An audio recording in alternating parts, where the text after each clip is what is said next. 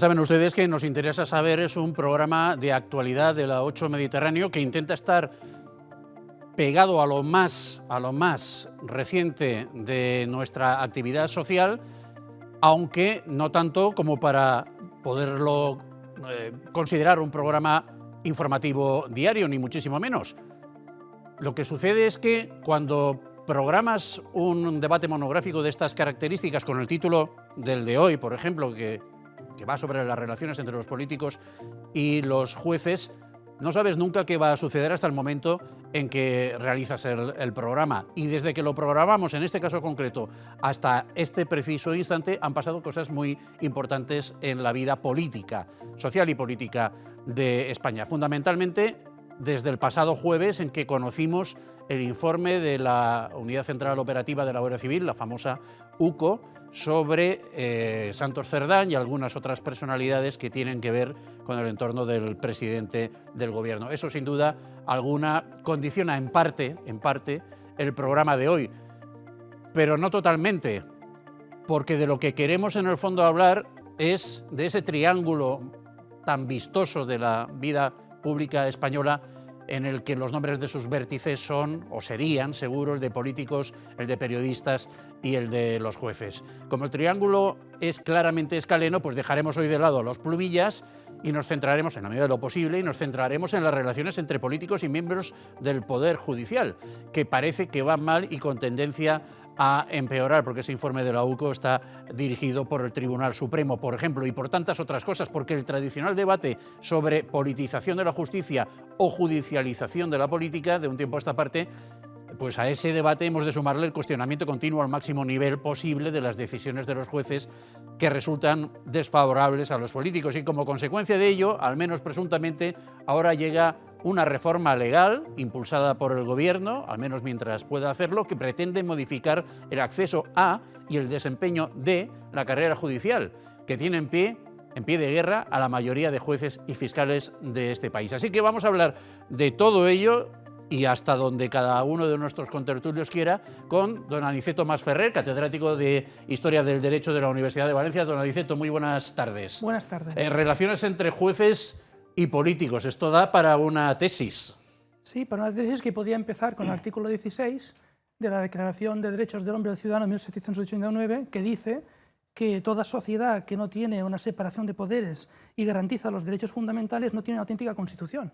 Y porque la democracia, sobre todo, el gran protector, garante y valladar de la democracia es precisamente el Poder Judicial, uno de los tres grandes poderes, y por tanto es ciertamente importante. ¿Está en peligro el Poder Judicial, don Federico Arnau, como poder independiente, se entiende, doctor y profesor de Derecho Civil de la Universitat Jaume I de Castelló?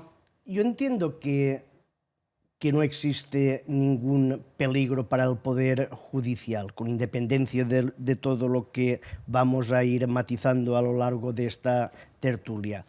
Parafraseando casi a Aniceto, voy a releer una de las famosas frases de Montesquieu, que es quien elaboró la separación de poderes, que nos dice: no hay libertad si el Poder Judicial no está separado del legislativo y del ejecutivo. Y a partir de aquí tendremos tema para debatir los aquí presentes. Lo que pasa es que en este caso da la impresión, ahora me corregirán ustedes si no están de acuerdo, de que el Poder Judicial es sujeto pasivo y que el sujeto activo es el Ejecutivo, que es el que tiene tendencia a inmiscuirse en otros terrenos y no al revés. Doña Elisa Núñez, jurista y exconsellera de Justicia e Interior de la Generalitat Valenciana, muy buenas tardes. Buenas tardes. ¿Usted lo ve así? ¿El peligro viene del Ejecutivo más que en las relaciones entre ambos? ¿Más del Ejecutivo que del Judicial o al revés?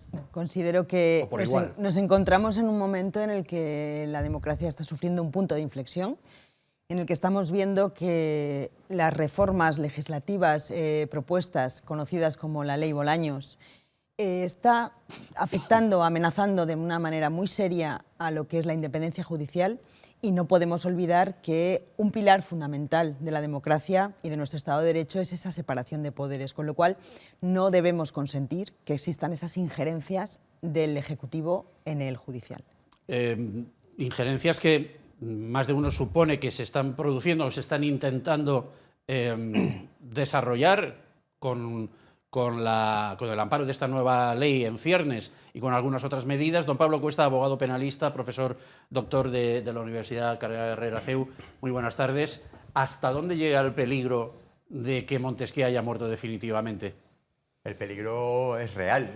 La muerte definitiva no, porque sería haber acabado ya con la división de poderes, lo que significaría el fin de la democracia y del Estado de Derecho. Pero la injerencia y el ataque es brutal y cada día es mayor. De hecho, en las últimas fechas se ha llegado a hablar por miembros del gobierno, ministros, de un auténtico golpe de Estado de los jueces contra el Ejecutivo.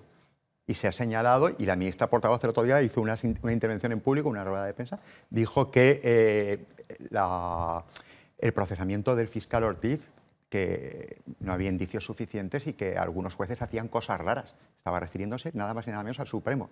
Y eso se llama tildar al Supremo de cometer prevaricación. O sea, eso es gravísimo. Entonces, el ataque es de un nivel, gravísimo, y estamos viendo algo que es muy, muy difícil de asimilar y de lo que tenemos que pues hay que reaccionar. Lo que pasa es que los políticos, para ser justos, los políticos dicen que los atacados son ellos, que hay una especie de campaña político-judicial, mediática también, pero hemos dicho que los periodistas hoy, en la medida de lo posible, los vamos a dejar de lado, para centrarnos en las relaciones entre esos otros dos grandes poderes, el judicial y el ejecutivo. Entonces, claro, según a quien atiendas, según la voz que atiendas, los atacados y los atacantes son unos u otros. Yo creo que uno tiene que aprender a juzgar por uno mismo, ¿no? Ver la realidad y ser capaz de juzgarla tal cual es. Si resulta que la UCO es buena cuando investiga algo que te beneficia o beneficia a un partido político, entonces es buena la UCO, pero es mala, es malvada y no trabaja correctamente cuando resulta que imputa o de alguna manera denuncia irregularidades del bando propio, eso no tiene mucho sentido, ¿no? Si una sentencia, el juez es muy bueno porque el contenido de la resolución es favorable a mis intereses, pero es muy malo, es malvado cuando es contrario a mis intereses, ahí lo que se ve es una doble vara de medir y una visión completamente sesgada de la realidad. Pero entonces no hay manera de objetivar las decisiones de los jueces. Para unos serán buenas, para otros serán malas, y de ahí no vamos a salir, vamos a estar en... Bueno, lo que hay que hacer, a mí lo que me preocupa sobre todo, no es la clase política, que me preocupa, desde luego, me preocupa la sociedad, cómo la sociedad aguanta todo lo que está pasando, ¿no? Y cuando digo aguanta no me refiero solo a los hechos recientes de estos días, de estas semanas, de las últimas semanas. Yo creo que si nos remontamos, haciendo un poquito de historia, a la promulgación de la Ley Orgánica del Poder Judicial de 1980, pues había un tipo de ley que garantizaba que la mayoría, es decir, 12 de los 20 miembros, fueran elegidos por los propios magistrados, de una manera libre, secreta, personal. Fue la reforma del 85 que cambió y dijo 10 van a venir del Parlamento y 10 del Senado con 3/5 partes del... Bueno, esto fue un golpe al Poder Judicial, pero es que luego, en el año 2011, el PP puso en el programa que solo cambiaría, que no podía ser, y no lo cambió. No cumplió lo que dijo en el programa el PP. Es cierto que luego, 2 años más tarde, hizo una reforma y lo cambió un poquito. Puso 12, que nombraba las cámaras, 6 y 6, y 8 los propios magistrados. Con lo cual, creo que cuando hablamos de politización de la justicia y de judicialización de la política, es verdad que los últimos hechos recientes inculpan o apuntan hacia un partido político, pero creo que es un problema grave el que tenemos en la sociedad, esa idea de que la política se inserta, se expande en todos los ámbitos de la vida social. Eso es muy cierto, porque al final el ciudadano tiene la sensación de que según el juez al que le caiga el asunto que tengas tu interés en resolver, puede ser un litigio de cualquier tipo, un litigio menor, según sea el juez de una tendencia política o de otra, pues resolverá en favor del inquilino o del ocupa, del no sé qué o del no sé cuántos, ¿no? Y esa sensación me parece peligrosísima. Es decir, que haya, en parte porque nos lo han hecho creer los políticos, jueces de derechas y jueces de izquierdas, en parte también porque los propios juristas se asocian en asociaciones que una es de tendencia conservadora y la otra es de tendencia progresista, pues bueno, al final de esos polvos vamos a tener estos lodos de una opinión pública que ya no se cree nada. Federico. Yo Exemple. la verdad es que esto de que un juez sea de derechas o de izquierdas, entiendo que puede serlo en su fuero Por supuesto, interno. por supuesto, a la hora de actuar. Yo a la hora de estuve actuar. 3 años de magistrado suplente en la audiencia de Castellón y cuando también eran temas civiles, donde poca ideología se puede transmitir, pero siempre que leía la prensa esto me causaba un cierto malestar interno. Para mí, de los últimos momentos en los que nos encontramos, hay una cosa que no me termina de gustar del Consejo General del Poder Judicial. Y estoy tomando las palabras de un procesalista que me comentó que en otros países el estar en el Consejo General del Poder Judicial era una etapa final. Es decir, tú has sido nombrado ahí, pero tú ya no puedes ir ni al Constitucional, ni puedes ir al Supremo, ni nada. De modo que una vez estás allí, no debes ningún favor a nada. No tienes que estar ganando puntos para acceder a otro sitio. Pienso que si se modificase la ley y se limitase la posibilidad de ascenso, muchos de los problemas que tenemos ahora no existirían. He visto el otro día a la presidenta del Consejo General defender a los jueces, pero en instrucciones de estas cuestionables, como la del juez Peinado, que es una instrucción prospectiva, no he visto el más mínimo reparo. Por lo tanto, el Consejo General, que en el fondo una de sus funciones es funcionar como asuntos internos, no está haciendo el trabajo. Teresa, Pablo. Parto de la base que pensar que un juez o un magistrado no tiene una tendencia, una ideología interna en su foro interno es un error. Ahora bien, lo que tenemos que garantizar es que en el ejercicio de sus funciones, es decir, en la aplicación de la norma, deje esa ideología a un lado y pueda tirar adelante y desarrollar su labor de manera absolutamente correcta e independiente, como también establece el artículo 117 de la Constitución. Y luego pensar que todo esto va ligado a un partido político también me parece un error. Esto no va de seguir a un líder o a otro, de que lo haga un partido o lo haga otro.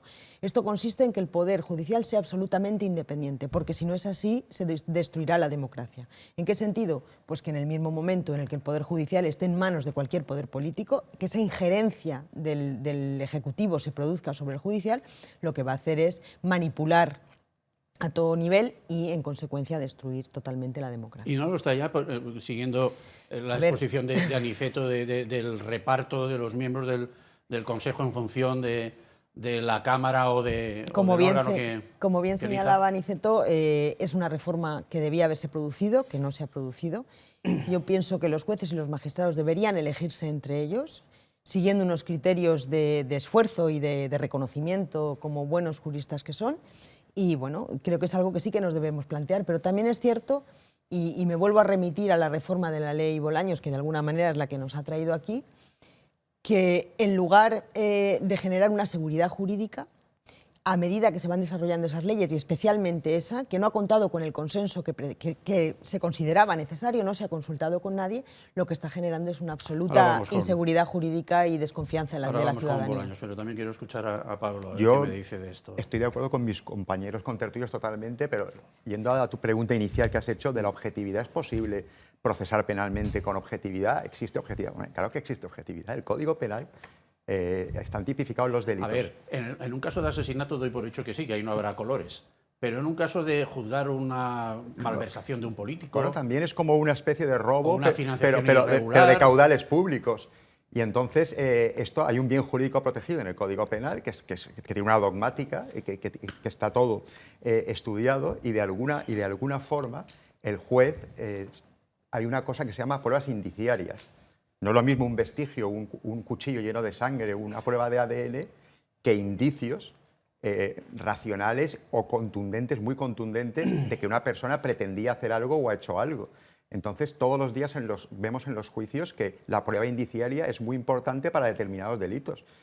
Y a veces, y en esos que son de malversación, ni siquiera indiciaria, porque si falta dinero, falta dinero. Si se coloca alguien que es un familiar, se coloca... Vamos a poner no tiene que ver con la ideología. Los seres de Andalucía merecían condena hasta que llega un tribunal y dice que, Claro. que no, que merece Por eso hay que volver. amnistía o indulto. La objetividad sí que existe y el sentido común. La sociedad se ha anestesiado en cierta manera, o parte de la sociedad deben de volver a utilizar el sentido común para evaluar a los gobernantes que hay ahora, aunque les hayan votado, y decir, si lo de los seres era delito y tiene toda la lógica y lo han estudiado, y si el Tribunal Constitucional de repente se inventa o utiliza un recurso técnico absolutamente formalista para que todo ese entramado de robo de dinero público no tenga castigo, pues el sentido común te indica que el Tribunal Constitucional no ha actuado de una manera imparcial, ¿no? Yo creo que esto es lo que marea a No la tiene gente, que ver con la ideología. Ver que la amnistía a los independentistas catalanes, según quien atienda y según la composición del Consejo de turno o del Tribunal Constitucional de turno, pues sale de una manera o sale de Claro, y otra. los políticos que están criticando, cuando se procesa al PP, y ha habido en épocas anteriores muchos dirigentes del PP que han acabado en la cárcel, y la UCO era fantástica y se estaba regenerando, y aún se quería regenerar más cuando llegó Pedro Sánchez. Vengo aquí a regenerar. Y luego han salido los 500 folios de la UCO del jueves pasado, ¿vale? Pero realmente luego pasa que si lo que quieren es procesar a gente del entorno del gobierno, entonces los jueces son parciales y están ideologizados y son de extrema derecha. Es que eso no tiene sentido común. Elisa.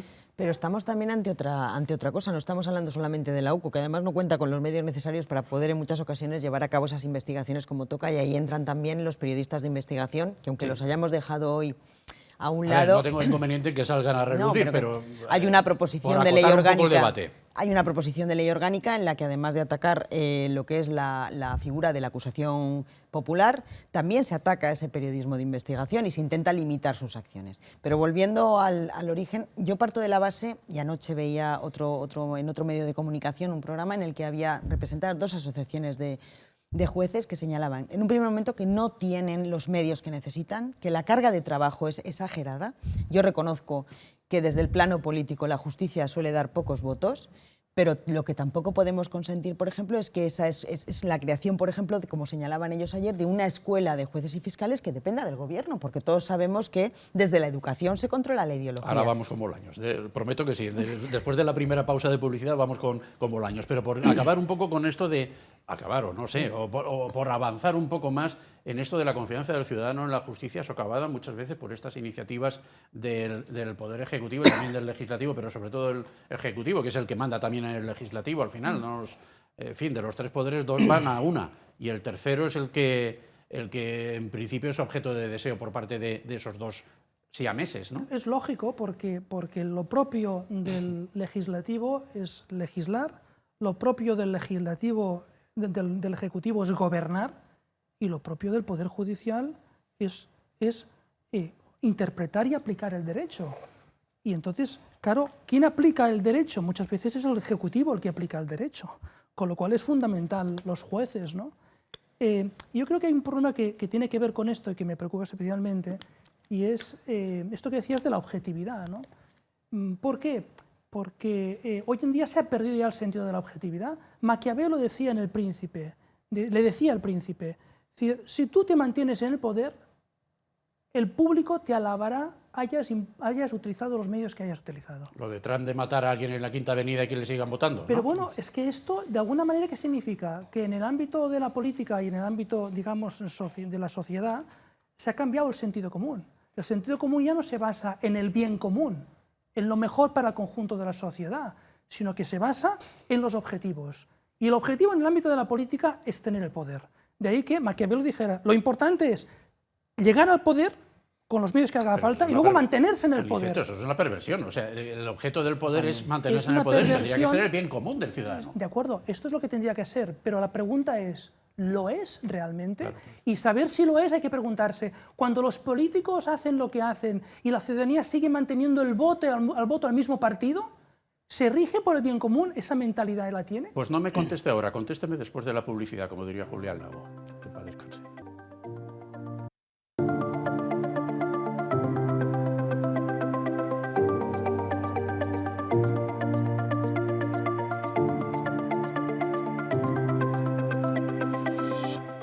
Hoy abordamos las relaciones entre jueces y políticos en Nos Interesa Saber con Aniceto Masferrer, con Federico Arnau, con Elisa Núñez y con Pablo Cuesta. El pasado jueves conocíamos el famoso informe de la UCO sobre Santos Cerdán y otras lumbreras de la política española, y era el mismo día en el que tenía que ir, al final yo no sé, porque quedó todo tan tapado por esta gran noticia, que ya no sé si se produjo o no la entrada en el Congreso de los Diputados de la ley Bolaños, el proyecto de ley Bolaños para modificar la carrera judicial, porque en principio es igual. El caso es que para el jueves estaba programado, yo al final no sé si pasó o no pasó, pero que el proyecto se pretende que salga adelante y que sea aprobado antes de las vacaciones de agosto o antes del periodo vacacional de julio y agosto, vamos, de agosto. Eso parece que es incontestable. Entonces, analicemos un poco las principales controversias de esta ley. Una de ellas, he llegado a leer que esta ley lo que pretende es modificar el acceso a la carrera judicial para jueces y fiscales, porque actualmente los que llegan son hijos de familia bien, con posibles, y que la gente más modesta no tiene posibilidad de llegar a ser juez, con lo cual al final los jueces, digámoslo de una manera coloquial, son todos de derechas. Y no hay jueces de izquierdas, por eso sale una asociación profesional mucho más numerosa que las demás. En fin, estoy simplificando y coloquializando mucho el debate, pero lo que se ha dicho desde instancias del poder es hay que modificar el acceso a la carrera judicial para permitir que todos puedan llegar a ella. ¿Qué me dicen de eso? Yo creo que estamos abundando otra vez en lo mismo, en si los jueces son de aquí o son de allá, ¿no? A ese nivel yo creo que es un error plantearlo así. Sí que es cierto que partimos de la base que determinadas profesiones, como puede ser, se me ocurre en este momento, la profesión de diplomático, que precisa de conocimiento de varios idiomas, pues evidentemente uno tiene que tener un colchón económico familiar detrás que te permita acudir a un centro educativo concreto con un aprendizaje de varios idiomas y lo que quieras. Pero creo que respecto de la carrera del Poder Judicial, a juez o magistrado, no es así. Es decir, nosotros somos, la mayoría de nosotros, los cuatro, somos juristas, somos licenciados en Derecho y es dedicarte a hacer una oposición. Yo conozco, y en el año que estuve en la consellería, desde la propia consellería, se estaba becando a las personas que estaban preparando esa oposición para poder darles una ayuda determinada, porque evidentemente sabemos que es un proceso formativo que lleva un determinado tiempo. Pero yo no considero que solamente accedan a un determinado grupo de personas muy concreta y determinada. ¿Y los demás qué me dicen? ¿Hay base para establecer esa causa para la reforma o no? Yo sí que entiendo que hay base para la reforma. Pero también existe un motivo por el cual pienso que hay un enfado judicial muy grande. En algún medio lo he visto, medio escondido, pero los que tenemos alumnos y que están preparando oposiciones, sabes que tienes que ir a un preparador. Preparador es un fiscal o juez que en negro cobra los emolumentos que tú le estás pagando. Con lo cual estás desmontando un chiringuito judicial muy importante, porque cada uno que te prepara, pero mejor son 400 o 500 euros. La realidad es esa. Con lo cual, 4 años más o menos que cuesta de preparar la oposición, que no estás trabajando, evidentemente, y además estás pagando a un preparador, eso es una fortuna. Con lo cual, a mí me parece bien el cambio y que se permita el acceso a la carrera judicial pues, a toda clase de gente con independencia de sus ingresos familiares. Pablo, Aniceto. Yo creo que puede tener sentido abrir la puerta, como se acaba de decir, pero siempre y cuando la ley garantice que los criterios se respeten, los criterios de igualdad, mérito y capacidad. Porque a veces, aprovechando que pueda haber ese problema, que gente de una condición social no tan favorecida tenga más dificultad para acceder pues, a la judicatura, que no sea esa una entrada para abusar. Al igual que la otra gran crítica que se le ha hecho a esta reforma, ¿no? La de atribuir la instrucción a los fiscales. A los fiscales. Es decir, eso es una discusión que yo cuando estudiaba Derecho ya se estaba discutiendo esa cuestión, no es nueva, ¿no? Pero claro, cuando esa reforma tiene lugar en el contexto social y político en el que estamos, y no hace falta mencionar más, en la que la Fiscalía está en tela de juicio completamente, ¿no? En que ha perdido pues, la autoritas que se merecería por el cargo que supone esto, pues lógicamente el ciudadano ve el peligro de que una vez más esa parte importante pues, del Poder Judicial quede en manos del Ejecutivo. Al igual que pasó. El ciudadano no lo ve tanto, pero los que están medianamente informados sí. Yo creo que sí que se ve. Y luego hay otras cosas de esta ley, por ejemplo, la Comisión de Ética Judicial. Esa reforma prevé pues, que, otra vez de nuevo, se aumente el número de personas que forman parte de ese comité y además provengan otra vez de las cámaras, cuando hasta ahora lo que se hacía era que provenían todos ellos, creo que eran 5, entre los magistrados, y ellos elegían a un catedrático de universidad. Ahora esa ley lo que propone es que un número notable de personas provengan otra vez del legislativo, con lo cual todo lo que tiene que ver con el ejecutivo y el legislativo y digamos, intromisión, injerencia en el ámbito judicial, hay que verlo siempre con gran cautela y gran sospecha, porque realmente no es lo mejor. ¿Pablo? Sí, como dice Aniceto, en el momento actual, en el contexto actual, no es casualidad que se pretenda aprobar esta ley. Es un ataque directo, de nuevo, al Poder Judicial para controlarlo. La causa siempre es mejorable, el sistema de elección de los jueces y demás. Bolaños llamaría esto resistencia al cambio. Claro, pero es que además no hay un Parlamento para una reforma de este calado que afecta a la estructura de la democracia y del Estado de Derecho, como es la división de poderes, justo cuando se está atacando a los jueces, como hemos dicho al principio del programa, de esta manera. Entonces, tú lo que intentas es controlar a los jueces y luego, como ha dicho Aniceto, en el momento de la Fiscalía actual, que controle la instrucción un fiscal y no un juez y que decida el fiscal si se procesa o no a alguien y no el juez, en estos momentos es, vamos, inasumible. Porque el fiscal sí que tiene una jerarquía que puede llegar a ser política.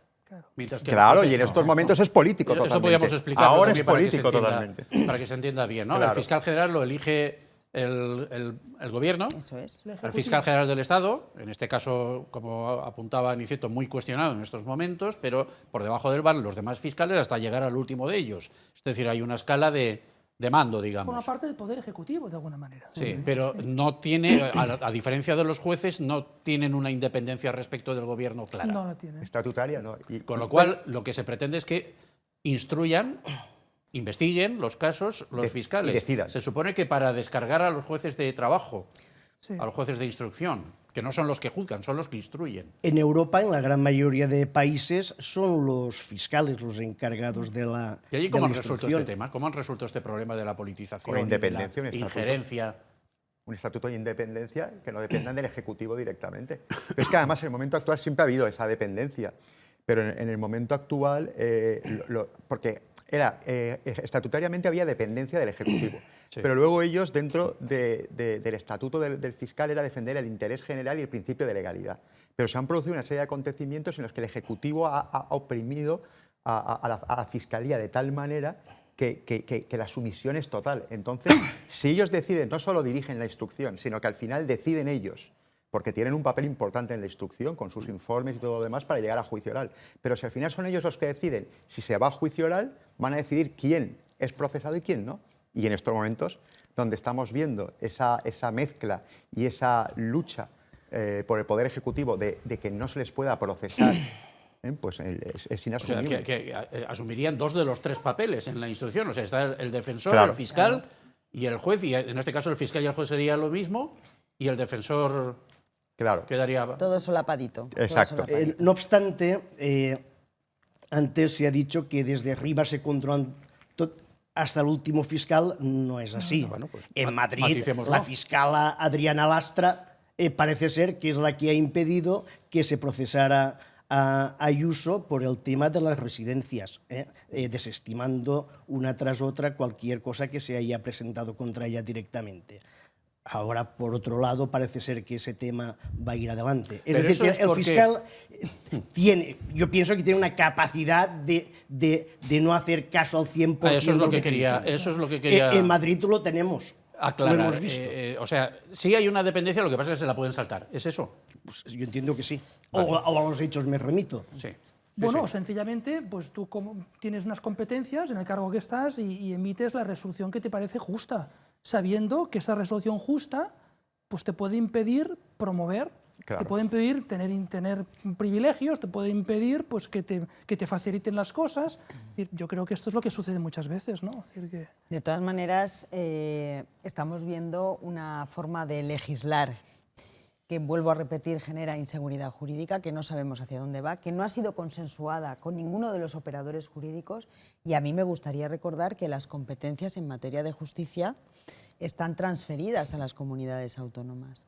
Y resulta llamativo que se produzcan esa manera de legislar y esas injerencias del Ejecutivo en el Legislativo sin tener en cuenta las consecuencias que va a tener. Es decir, estamos hablando, por ejemplo, de la Ley de Eficiencia de Justicia, que inicialmente se ha producido un cambio que afecta directamente a todas las comunidades autónomas, que en principio no iba a costar ni un duro, y que ya se está viendo que, por ejemplo, en la comunidad el gasto puede oscilar entre 50 y 100 millones de euros, por ejemplo, que no tenemos. Ya. Estamos hablando que los nombramientos de jueces, magistrados, depende del Gobierno de España, que la creación de nuevos órganos judiciales depende del Gobierno de España, y que, sin embargo, el Gobierno de España, que modificó en su momento, en el año 2018, la ley orgánica del Poder Judicial para que nuestros funcionarios pudieran desarrollar su carrera profesional, pues no se ha aplicado. Con lo cual estamos viendo como una doble vara de medir. Es decir, yo voy a legislar para la parte en la que a mí me interesa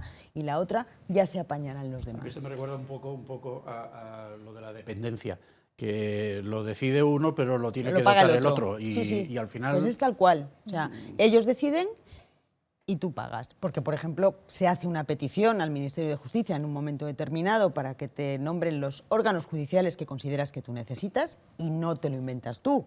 O sea, está el Tribunal Superior de Justicia que hace su informe, están los diferentes operadores jurídicos que te van informando y, sin embargo, luego crean lo que quieren y nombran lo que quieren. Bueno, este gobierno no es muy de pedir opinión a No, los en órganos absoluto. consultores. Estamos viendo que por decreto ley salen muchas cosas para evitar precisamente ese tipo de controles que están contemplados en la Constitución. Y en este caso dice Elisa Núñez que tampoco se ha contado con los actores necesarios para ejecutar después lo que vaya a salir de esta reforma. ¿Con quién tenía que ver? Aparte de las comunidades autónomas, tenía que haber hablado con asociaciones de jueces, fiscales, no sé, ¿con quién? ¿Qué me dicen ustedes? ¿A quién echan de menos en este debate? Por supuesto, con asociaciones de jueces y fiscales. Tendría que haberse debatido parlamentariamente con un parlamento. Ya sabemos que el presidente del gobierno dijo hace X meses, yo gobierno sin parlamento, o del parlamento paso, creo que llegó a decir. O sea, entonces esto es una legislatura totalmente anómala. ¿Cómo vamos? Cualquier ley que tenga un calado y una trascendencia importante en cuanto a derechos fundamentales o a la estructura del Estado requiere de debates sociales, con asociaciones importantes. Aquí hablamos de cosas técnicas y de mucha importancia, y hay asociaciones de jueces y fiscales que tienen mucho que decir en estas cuestiones. Porque además hemos visto, como hace un momento, se habla de que hay fiscales que pese a que siempre se ha dependido del gobierno, como había un principio que era el principio de legalidad, tenían su propia... y no se plegaban al poder y hacían lo que debían hacer por procesar a alguien o tal, o no plegarse a la estructura del Ejecutivo. Sin embargo, estamos llegando a un punto de presión sobre las instituciones y de degradación que tú no puedes hacer esa ley de esta manera por real decreto y sin hablarlo, sin consensuarlo, sin un debate social. Pero es que no hay debate de nada. Ya. No hay debate de nada. Estas prisas, yo he leído en algunos sitios, pero no sé si de una manera, vamos, si está escrito de manera intencionada o no, ustedes me dirán cuál es su opinión, que estas prisas del ministro Bolaños y del gobierno actual por reformar todo este tipo de cosas que interesan al Poder Judicial es por la inminencia de determinados casos que pueden afectar al entorno del presidente. Hablemos claro, el caso de su mujer, el caso de su hermano, el caso del fiscal general, etcétera, etcétera. ¿Creen ustedes que si se produjera la reforma en los términos en los que la pretende el Gobierno, esos casos podrían verse influidos? ¿Llegarían a ser archivados, como algunos dicen, de una manera rápida? Yo no sé si, ¿O no se puede? No sé si se puede asegurar que esto podría tener lugar, ¿no? pero sí está claro que el Ejecutivo tendría un mayor poder sobre el Poder Judicial. Eso está clarísimo. Pero lo que yo no termino de entender es cómo un gobierno de turno no se da cuenta de que cuando dan movimientos hacia esa dirección de influencia, ¿no?, de injerencia en el Poder Judicial, lo que está propiciando es que el siguiente gobierno, quizá de otro color, pueda utilizar eso. O es que piensan que siempre van a estar en el poder y, en consecuencia, para permanecer en el poder lo que hay que hacer es consumar esas injerencias. Yo le vuelvo el argumento del revés, y el nuevo gobierno, el siguiente gobierno, lo mantendría así porque le podría beneficiar. Como hizo Aznar en el año 2001, que hizo una pequeña reforma del orgánico Poder Judicial, pero no cambió lo importante. O sea, que al final los políticos no son tan distintos entre sí. Por eso digo, ¿no? Entonces, yo creo que hay un principio que habría que establecer en la relación entre jueces y políticos. El político, y sobre todo el que tiene un cargo político, el que tiene un cargo, jamás debería hacer una crítica contra un juez. Es decir, las resoluciones, los autos o resoluciones judiciales, lo que se puede hacer es apelar, se hace un recurso, o se pueden contraargumentar, porque jurídicamente todo se puede argumentar. Pero hacer críticas en la opinión pública sobre autos o decisiones judiciales, creo que está fuera de lugar. Vale, y nos tienen acostumbrados a esto. Y, no sí. y fíjese que no sucede lo contrario. ¿No? ¿Seguro que no? Muy poco. Porque Yo estoy seguro que usted, y no me atrevo a asegurarlo, pero estoy casi seguro que usted ha llamado a algún juez para que esté aquí sentado. Y probablemente le ha dicho que no. Y le ha dicho que no porque los jueces son muy prudentes, la mayoría de ellos. Y no les gusta estar en la palestra. Pero yo le pongo un ejemplo aparentemente contrario. La jueza de Catarroja, que está instruyendo la Dana, según algunos, en sus autos, emite demasiada opinión para ser una jueza instructora. Puede ser que haya casos concretos en que algunos jueces incurran en esa irregularidad. Es cierto.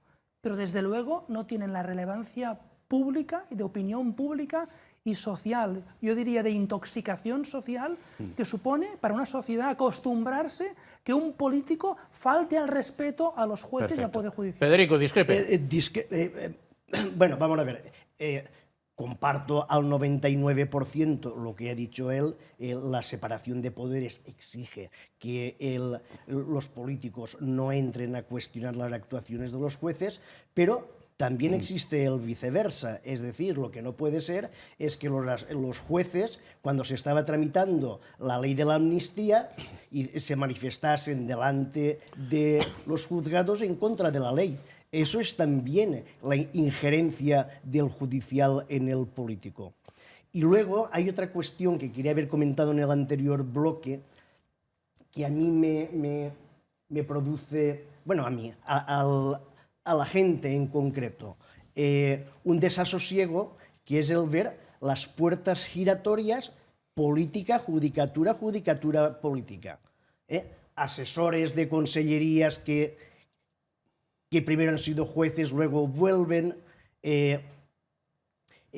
jueces que han estado... este intercambio. Sí, está Entonces claro. yo, si alguien... Voy a poner al juez Garzón. Si tú has estado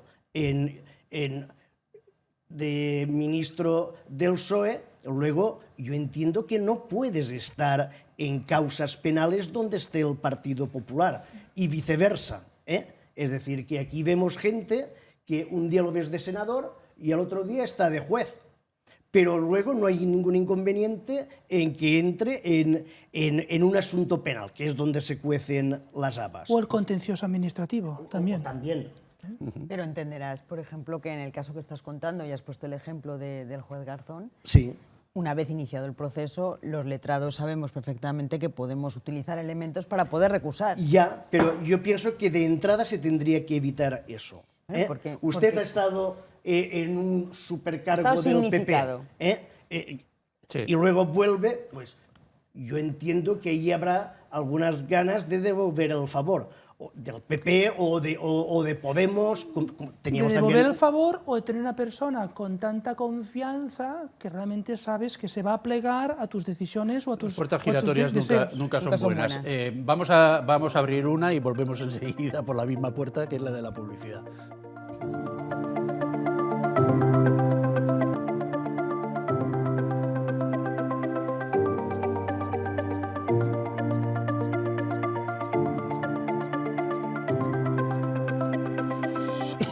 Al calor de la actualidad, por partida doble, por la vía legislativa y por la vía ejecutiva y judicial, estamos analizando las relaciones entre los jueces y políticos con la ayuda de Pablo Cuesta, de Elisa Núñez, de Federico Arnau y de Aniceto Masferrer, que además es autor de un par de libros que, en fin, para una nueva cultura política y libertad y ética pública, en donde se abordan también estas cuestiones, ¿no, Aniceto?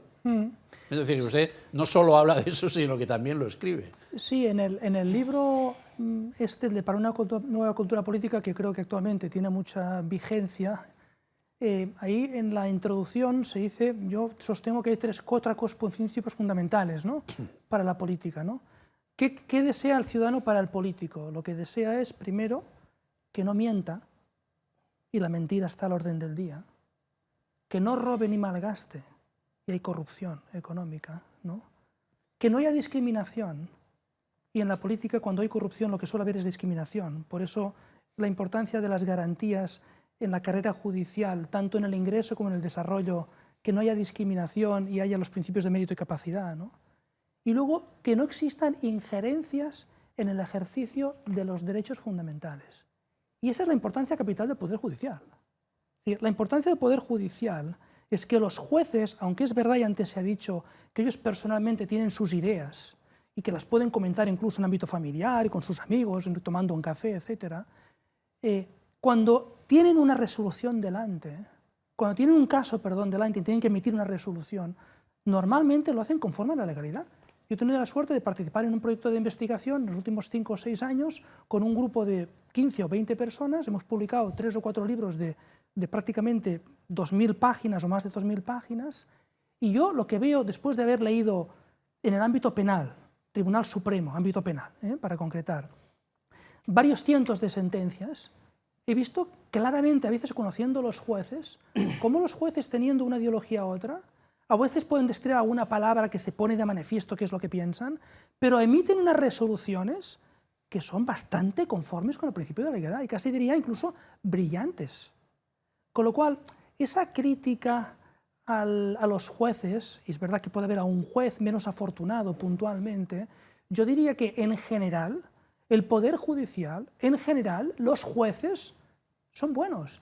Y a la sociedad nos interesa que haya un Poder Judicial fuerte, porque son los que impiden precisamente ese cuarto punto o fuente de corrupción, que es la injerencia, digamos, en el ejercicio de los derechos fundamentales, porque ellos son la salvaguarda precisamente de la seguridad jurídica y de los derechos fundamentales. Hemos dicho que el Gobierno, que el ministro Bolaños en particular, tiene mucho interés en que la ley quede aprobada antes de agosto, durante el mes de julio, básicamente. Porque más rápido ya tampoco se puede ir, pero hay dos cosas que a lo mejor modifican un poco sus planes. Una, las protestas de los jueces y fiscales, que ya hicieron el otro día un paro de 10 minutos y que han dejado caer la idea de ponerse en huelga. Yo no sé si esto lo ven ustedes viable o no. Y dos, la propia debilidad del Gobierno, que con los acontecimientos de esta semana, pues algunos piensan que puede durar hasta el 2027, pero la inmensa mayoría de personas piensa que no. No sé si sería, en todo caso, tan rápida la evolución de los acontecimientos como para que la ley no entrara en julio-agosto, o si iríamos al otoño. En fin, no sé qué. Esto son especulaciones porque la verdad es que no sabemos qué es lo que va a pasar. Pero que el Gobierno está débil y puede no tener mucha vida por delante, no tan corta como para impedir esta reforma, pero sí relativamente corta, a lo mejor, para ponerla en marcha. Y el tema de las protestas de los jueces y fiscales. Esas dos cosas podrían modificar los planes del Gobierno. ¿Piensan ustedes, Pablo, por ejemplo? Sí, bueno, yo creo que está el Gobierno ya totalmente cercado, va a toda velocidad intentando legislar cosas que le puedan beneficiar para no ser procesado toda la cúpula del Gobierno. Vemos como el Tribunal Constitucional intenta sacar la ley de amnistía a Conde Pumpida a toda velocidad, porque la Comisión Europea ha dicho que es, vamos, de interés general nada, autoamnistía, porque ya pusieron un recurso el Tribunal de Cuentas hace un año y ya la han estudiado y le toca al Tribunal Europeo de Justicia. Vemos cómo también quieren sacar esta ley y ha dicho Aniceto, efectivamente, que no sabemos si con esta ley se pueden librar, pero les ayudaría a tener más control sobre el Poder Judicial. ¿Por qué se están manifestando los jueces y fiscales y demás? Porque el ataque es brutal. Hemos hablado de relación entre políticos y jueces. Aniceto ha hecho una síntesis magistral de lo que debe ser el Poder Judicial fuerte y la importancia que tiene, ¿no? Tradicionalmente hay una ley de bronce de que no se critica, los políticos no pueden criticar las decisiones de los jueces, bueno, más o menos. Federico ha dicho que también tendría que ser al revés, que no se puede manifestar, cuando la ley de amnistía se manifestaron los jueces, es que la ley de amnistía ya de entrada, y en un programa aquí hace un año y pico lo estudiábamos, era una ley habilitante, una ley absolutamente anómala en el sentido de que ya atacaba el Poder Judicial porque no dejaba, decía, se tiene que aplicar sin poder recurrir al Tribunal Constitucional, sin poder recurrir al Tribunal Europeo de Derechos Humanos. Entonces, por eso se manifestaron. Y en ese sentido los jueces siempre han sido más prudentes.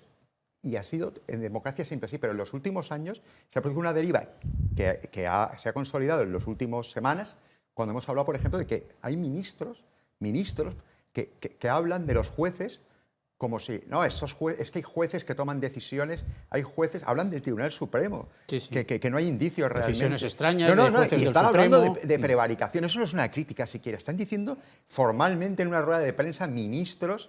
Entonces, claro, hemos pasado al extremo opuesto, estamos en un momento delicadísimo y que se manifiesten, me parece lo mínimo, y son lo único que nos queda, nos están defendiendo. ¿A usted le parece que podrían llegar a la huelga o no? Nos están defendiendo, no sé si Pues solo podrían falta llegar eso, a la con el huelga. colapso judicial que hay. Yo creo que ahora puede pasar de todo, porque cada día vemos que la realidad supera la ficción. Elisa, Y ¿cómo no lo ve sé usted? si, Pues Pero el nos tema están está bastante defendiendo. complicado, es decir, el gobierno de Pedro Sánchez con Pedro Sánchez a la cabeza cada día se está viendo más acorralado y acorralado por causas judiciales que se encuentran en este momento en procesos de instrucción, que bueno, debemos ser prudentes porque tenemos que respetar la presunción de inocencia, pero con el informe de la UCO que vimos el jueves pasado, el miércoles pasado, muestra que algo hay. Eso partiendo de esa base. Es cierto que les están dando prisas para gobernar. Hay algunas de los borradores de ley que he podido trabajar Para legislar. Perdón, sí, para legislar. Hay algún borrador de ley que he estado revisando y algunos tienen algunas disposiciones adicionales y transitorias que de alguna manera parece que están redactadas por si acaso les hacen falta.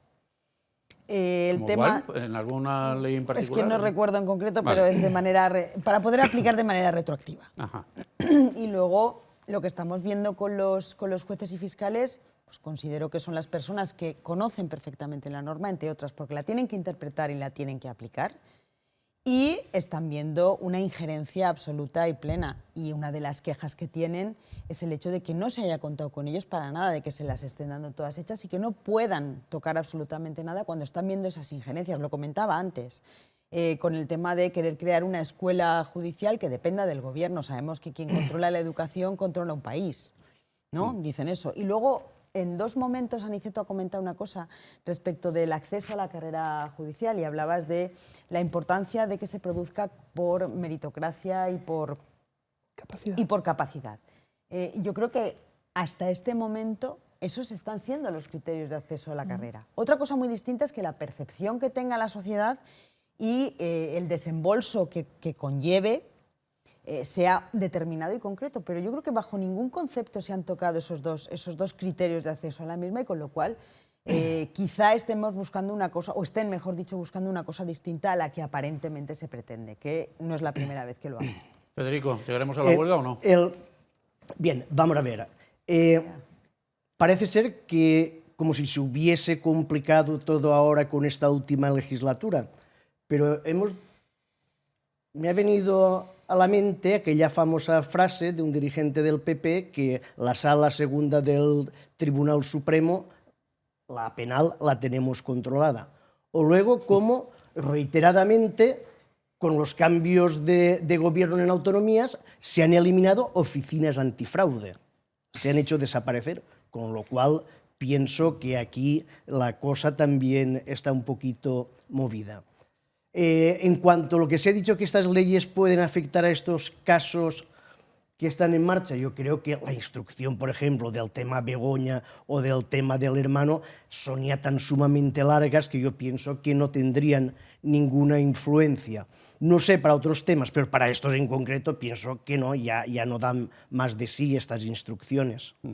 De todas maneras, estarás conmigo, señalabas PP. A mí me da igual, quiero decir, yo quiero garantizar la independencia judicial y la separación de poderes con independencia de que esté gobernando el PP, esté gobernando el PSOE, esté gobernando quien esté gobernando, porque si no, eso no es así, estaremos a merced del que nos gobierne. No, ahí estoy contigo, vamos a ver. He señalado al principio lo que me comentó un procesalista de que el Consejo General del Poder Judicial debiera ser una meta final. Tú no puedes hacer méritos para aspirar a... Si estás ahí, ya no puedes ir al Constitucional, ni al Supremo, ni nada. Y me parece que es lo que debiera ser, y sobre todo, como ha dicho Aniceto, lo que no puede ser es que ahora se hagan unas reformas para que venga otro, te las vuelva y entremos en el bucle de ir cambiando. Yo soy partidario, evidentemente, como no puede ser, de que todo esté atado y bien atado, por vías de consensos que ya hace años que no existen, para que no vayamos dando tumbos. En este caso no han existido, es decir, no se ha consultado con nadie. Yo, no obstante, como parece ser que las cosas hubiesen pasado en los últimos años, por eso he hecho yo menciones a tiempos pretéritos, pero mi intención como ciudadano, para mí el ser jurista está por delante de todo, sería esa estabilidad, sin dar tumbos y que la gente vuelva a confiar es que ahí en su... ha dado Federico en el clavo, porque los consensos, esos anhelados consensos, deberíamos recuperarlos también para cuestiones tan importantes como esta, porque al final, ¿qué nos queda como poder independiente, equilibrador? Nos queda el rey, nos queda la justicia, los medios de comunicación en la medida que cada uno crea en la seriedad de algunos de ellos, que no de todos, y poco más. Aniceto, ¿habrá huelga, no habrá huelga? La verdad es que yo no soy profeta ni hijo de profeta, con lo cual es difícil Pues vaticinar. esta es la ocasión de bautizarse como tal. Es difícil vaticinar eso. Por otra parte, pues es verdad que el gobierno de Sánchez es frágil, pero yo creo que su fragilidad es su fortaleza, ¿no? Porque los partidos que le apoyan precisamente aprovechan, ¿no?, de esa fragilidad suya muchas veces para exigirle cosas, ¿no?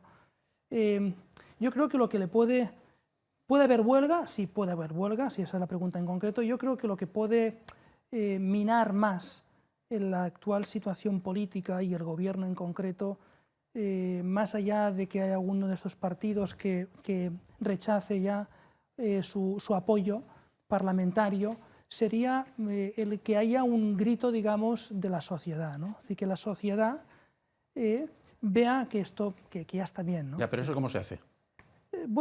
Por eso yo creo, no sé si estoy solo en esta guerra, ¿no? Por eso yo creo que es importante que lo único que puede salvar a la democracia es que la gente piense por sí mismo y se exprese en libertad. Porque mientras la gente no piense por sí misma y no sea capaz de expresar en libertad lo que piensa, la opinión pública no tiene la fuerza suficiente como para que el propio gobierno instalado en el poder se dé cuenta que ha perdido toda la legitimidad. Y eso es lo que pienso que todavía... ¿Pero cómo se articula eso? Es que a mí esta cuestión me interesa mucho porque lo hemos abordado tangencialmente en muchos debates. Nunca ha sido el objeto directo del debate, pero sí ha salido en muchos debates y no termino de ver claro cómo se articula eso, porque al final la opinión pública se canaliza a través de partidos políticos y los partidos políticos, usted mismo me ha dicho que cuando hacen las reformas las hacen sin tocar demasiado lo que les podría venir bien a ellos también. Hay tres ámbitos fundamentales en una democracia que son la educación, los medios de comunicación y la justicia. ¿Y por qué son importantes? Porque son realidades que, si están bien enfocadas, tienen que ver con algo, que es la verdad. Una educación que va de espaldas a la realidad porque dice que todo es relativo y que todo da igual y que todo son formalismos pedagógicos, pero no hay contenido sustantivo, ¿no? Que no hay valores, no hay principios, que todo es maleable, ¿no? Pues evidentemente no ayuda a la gente a pensar por sí misma, ¿no?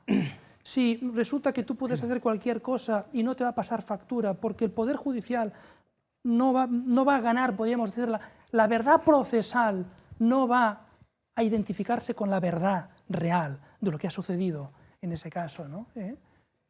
Pues lógicamente, y cuando los medios de comunicación son capaces de teñir todo, es curioso estos días, mira según qué medio de comunicación y parece que vemos ya no en países distintos, sino en planetas distintos prácticamente. Con una matización. Yo creo que después de lo de la UCO del jueves hay bastante más consenso en los medios de comunicación. Mire por dónde al final, en los últimos minutos, vamos a hablar de medios de comunicación. Hasta hace relativamente poco, con el caso Begoña, con el caso Fiscal General, con el caso Hermanísimo, con todo eso había discrepancias. Y había unos medios muy claramente alineados con las tesis gubernamentales, con los argumentarios, y otros que no tanto, o que totalmente en contra. Y sin embargo, con el informe de la UCO, ahí raro es el medio de comunicación que no ha pedido la dimisión del presidente del gobierno, o una crisis de gobierno, o alguna medida más importante de las que han sido anunciadas. Ahí parece que ha habido un punto de inflexión en la capacidad de influencia y en la orientación de los medios de comunicación. No sé, Pablo, si usted lo ve también. Sí, o sí. Aniceto, sí. Yo, Bueno, es el que creo- sea, todos. Sí, el informe de No la sé cuántos UCO minutos nos quedan, pero no serán muchos. del jueves pasado fue un misil en la línea de flotación del gobierno. 4 nos quedan, 4 minutos. Se habló desde el 2016 de organización criminal, de los 4 del PEIO y de Sí. muchas cosas, y es el principio. Entonces, realmente, eso crea cierto consenso en los medios de comunicación porque esto se empieza a caerse por su propio peso. Entonces, consensos. Estoy de acuerdo en Aniceto en que hay que volver a un sistema de educación que ayude a la gente a pensar por sí mismo para que todo esto, o sea, hay que volver a esta involución que hemos tenido, volver a evolucionar y volver a normalizarnos. Y creo que más pronto que más tarde, espero, habrá unas elecciones y la gente al final saldrá de este ensimismamiento y esto que pasó con la UCO ya llega a un punto de podredumbre. También hablábamos de que el Poder Judicial se tiene que proteger porque es bueno, da igual la ideología que tengas, es bueno porque es lo que salvaguarda la democracia y el Estado de Derecho. Entonces, efectivamente, la alternancia en el poder y hasta el más cafetero del gobierno actual se da cuenta y al final votará, después de este informe de la UCO y de lo que va a salir, la alternancia en el poder es buena para la democracia porque, entre otras cosas, reduce un poco la corrupción. Un minutito final para cada uno, enfoque por donde quieran. Considero que es probable que se produzca esa huelga de jueces y fiscales. Creo que han llegado al límite de las injerencias que han sufrido y que continúan sufriendo en el marco de su independencia, y además considero que es el momento de que la calle deje de hablar en corrillos y salga a la calle para exigir que no existan interferencias jurídicas. Pero ¿cómo van a salir a la calle? Pues Tendrá mira, que es muy llamarles a sencillo. alguien. Si le Les llaman tiene que llamar Núñez a alguien, Feijóo, pero malo porque ya no son estamos solos del hablando PP. de partidos políticos. Estarás conmigo que existen agrupaciones y asociaciones claro de que sociedad estoy. civil que también pueden convocar y que Sí, pero de alguna chullistes manera por se encuentran convocar al margen. una manifestación Se pueden masiva, pero convocar siempre al margen de lo que son los partidos políticos en sí. complicado, pero bueno, sí, Yo Federico. entiendo, yo no estoy a favor de esta huelga. Yo entiendo que aquí se trata de una pataleta contra la pérdida de un estatus jurídico, con lo cual defienden sus intereses meramente corporativos. Luego se ha hablado de la opinión pública, que salga la gente a la calle, pues que salga la gente a la calle, como hemos visto aquí en esta comunidad, no vale para nada, donde han habido 130.000 personas pidiendo una dimisión y no ha tenido lugar. También yo entiendo que a lo mejor tienen que ser dentro de las instituciones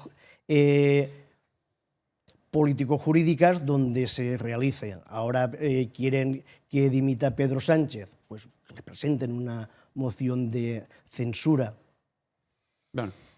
Aniceto. Creo que nos hacen falta políticos, buenos políticos, que gobiernen bien, que promulguen leyes que sean honestas, honradas, que busquen el bien común, y jueces que dictaminen resoluciones conforme a la legalidad, y una ciudadanía que piense por sí mismo y ejerza su voto responsablemente. Voy a proponer yo algunos contertulios de aquí para un nuevo partido político, el NIS. Nos interesa saber, a ver si captamos la atención de las masas y conseguimos regenerar algo. En fin, en cualquier caso lo hemos intentado. Relaciones entre jueces y políticos que yo creo que han quedado bastante bastante explícitas las formas en las que se producen, gracias a los buenos oficios de Aniceto Masferrer, de Federico Arnau, de Elisa Núñez y de Pablo Cuesta. Muchísimas gracias a los cuatro. Y a ustedes, señoras y señores televidentes, como siempre les digo, gracias por la atención prestada, queden ustedes con Dios y que la fuerza nos acompañe, desde luego.